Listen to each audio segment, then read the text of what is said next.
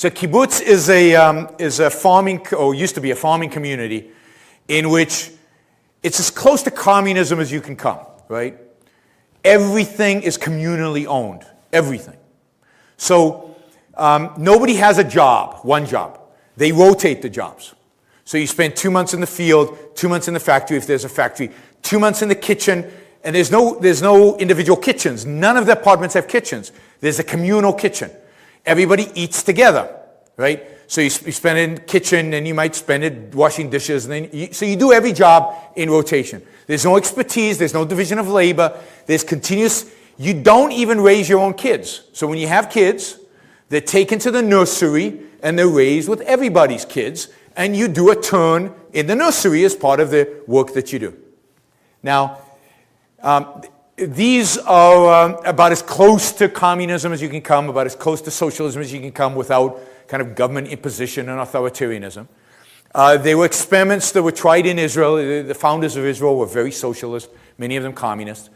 And they survived about, I don't know, some of them survived about 70, 80 years. But this is the secret nobody tells that they've always been subsidized. They were never economically viable entities.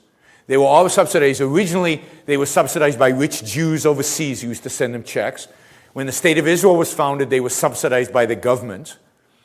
And as soon as those subsidies were reduced, like in the last 20, 30 years, the kibbutzim have completely changed the model.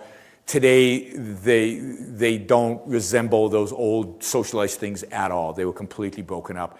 And the other thing people don't talk about is the fact that everybody hated each other. It was the worst kind of community I've ever experienced. While I didn't live on a kibbutz, I worked on a kibbutz, and people backstabbed and gossiped and hated each other. And think, why would this happen? Well, let's say I work hard, and I really am diligent in my job, and somebody else is just lazy.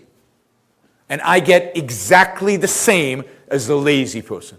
I get exactly the same duties, exactly the same jobs, exactly the same income. You know, if somebody wanted to buy a television, they couldn't buy a television because they had no money, because the money was shared. And if you wanted a television, everybody had to have a television. So while people worked hard and other people were lazy, you start resenting, you start hating people. Because how come I'm doing all the work and he's doing nothing and everybody's benefiting the same? There's no more sicker a social environment than a socialist or communist type environment where everybody resents and everybody's envious constantly.